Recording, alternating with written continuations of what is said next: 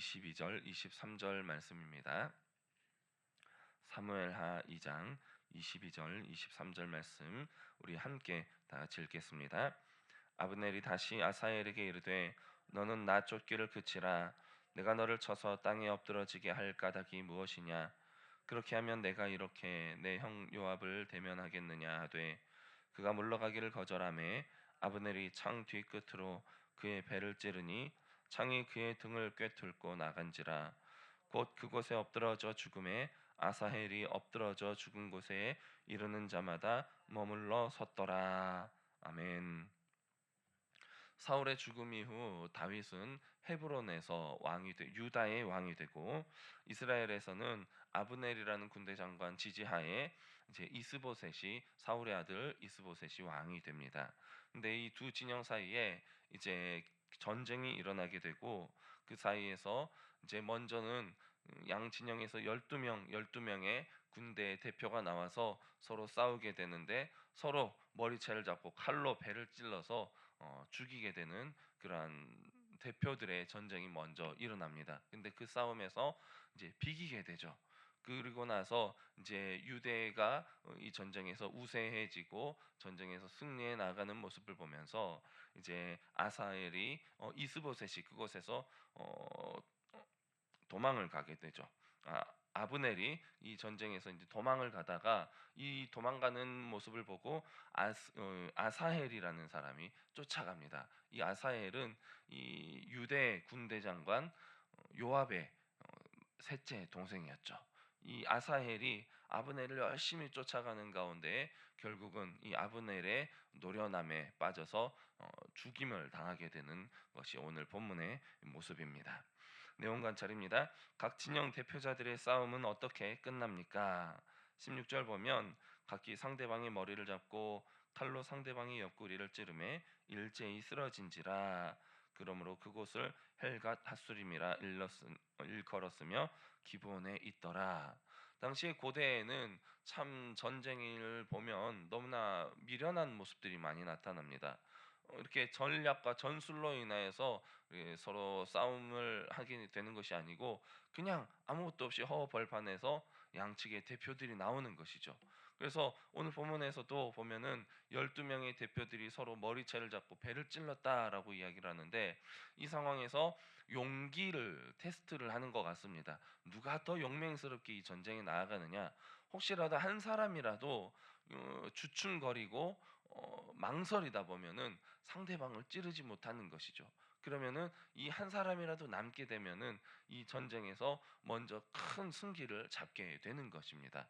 근데 이 오늘의 본문에서는 12명 모두가 용맹스럽게 이 전쟁에 나가서 용감하게 서로 상대를 찔러서 서로 비기게 되었다라고 이야기를 하고 있는 것입니다. 아브넬이 아사헬과 싸우기를 거절하자 아사헬은 어떻게 반응합니까? 아브넬이 도망가면서 네가 나는 너를 죽이기 싫다. 너는 나를 피해서 그냥 돌아가라라고 했을 때 아사헬이 끝까지 자신의 빠른 발을 믿고 아브넬을 쫓아서 따라가다가 아브넬이 도망을 가니까 자기가 겁나서 도망가는 줄로 아사헬이 아마 착각했던 것 같습니다. 그래서 막 끝까지 쫓아가다가 아브넬이 창을 갑자기 뒤로 딱 돌려서 멈추니까는 아사헬이 그 모습에 반응하지 못해서 그 뒤로 돌아온 창날에 찔려서 죽임을 당하게 되는 이러한 장면들이 오늘 보여지고 있는 것이죠. 연구와 묵상입니다. 아사헬은 왜 아브넬의 만류에도 불구하고 끝까지 그를 쫓았을까요? 그 모습을 보면 먼저 아사엘에 대해서 성경이 기록하기를 들로르같이 빠르더라라고 아사엘의 발에 달리기를 이제 얼마나 빠른지를 소개를 하고 있습니다. 근데 이 아사엘은 이 유대 군대 장관 요압의 동생이었죠. 근데 이 요압의 동생으로서 어쩌면은 형의 그늘에 가려서 큰 전공을 세우고 싶었는지도 모릅니다. 나도 이 아브넬을 잡으면 형과 같이 군대 장관의 자리에 오를 수도 있을 것이라는 아마 그러한 전공을 세우고자 하는 욕심에 빠졌던 것 같습니다.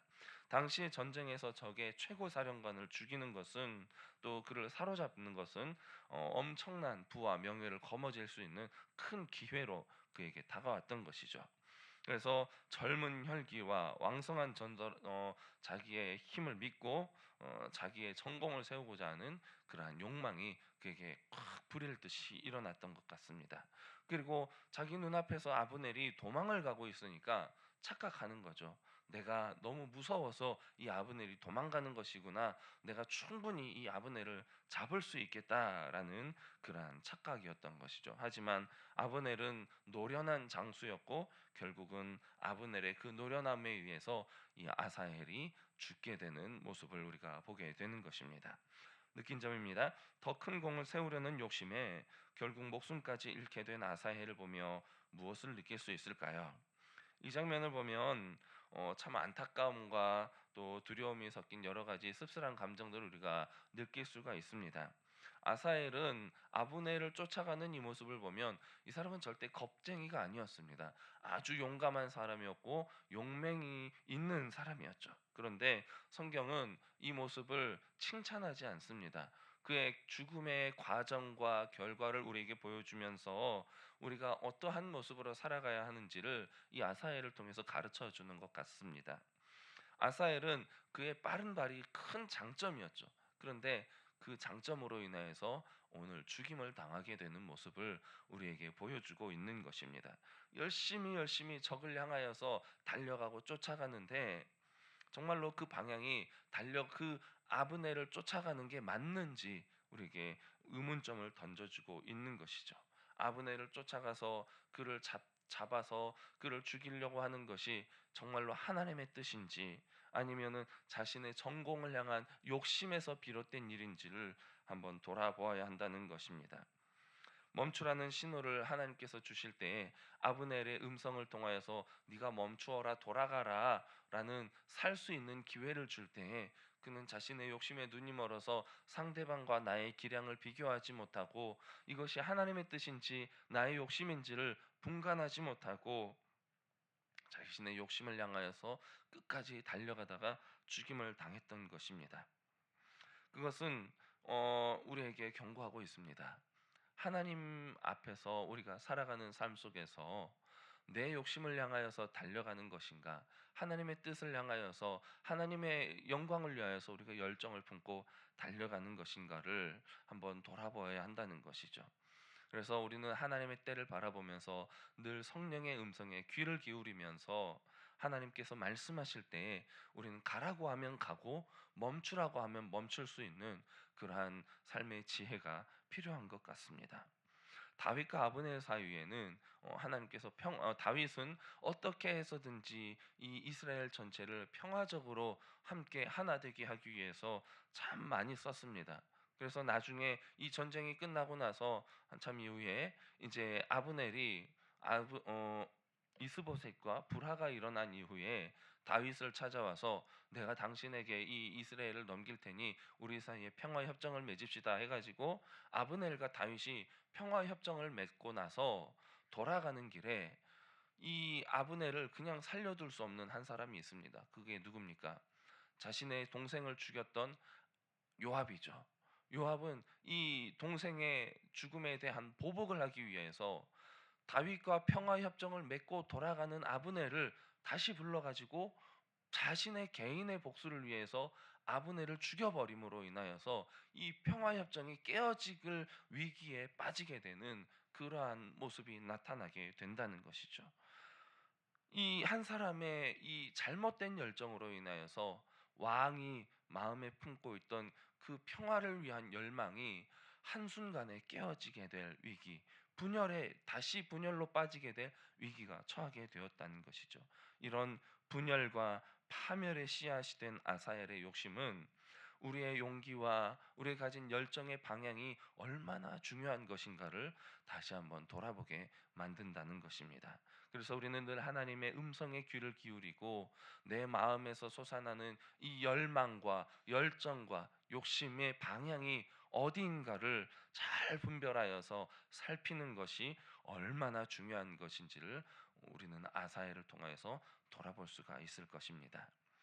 적용입니다. 누군가보다 앞서려는 욕심으로 인해서 관계가 멀어진 적은 언제입니까? 내 욕심으로 인해서 나와 다른 사람 사이에 비교가 시작되면은 우리는 한 공동체 안에서 서로 함께 지어져 나아가야 할 믿음의 동역자를 바라볼 때에도 동역자로 바라보는 것이 아니라 내 견제 대상으로 바라보게 되고 추월하려고 하는, 그 사람보다 앞서려고 하는 욕심이 우리 안에 일어나서 나와 나의 마음의 평화를 깨뜨리고 우리 관계를 깨뜨리고 또 우리 공동체 전체를 깨뜨리게 되는 그러한 일들이 일어나게 된다는 것이죠.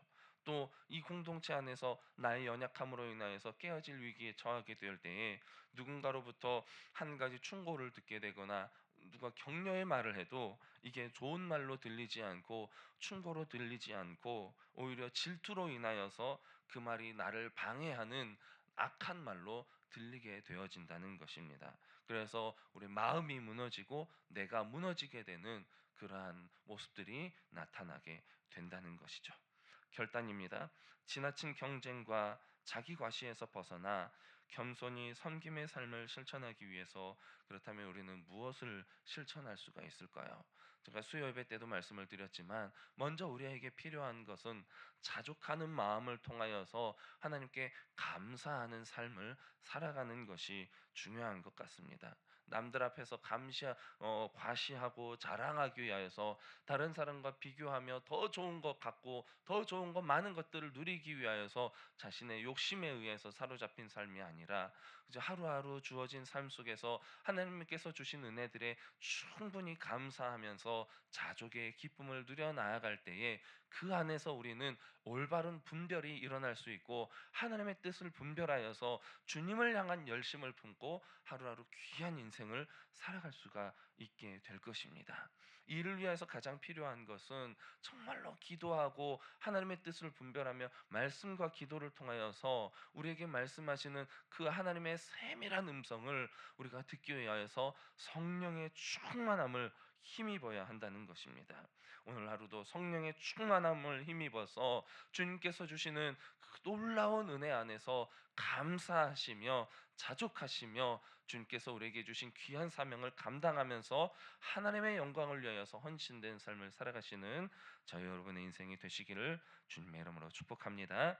이 시간 주신 말씀을 기억하시며 우리 함께 나누는 기도 제목을 가지고 같은 마음으로 함께 기도하시길 원합니다.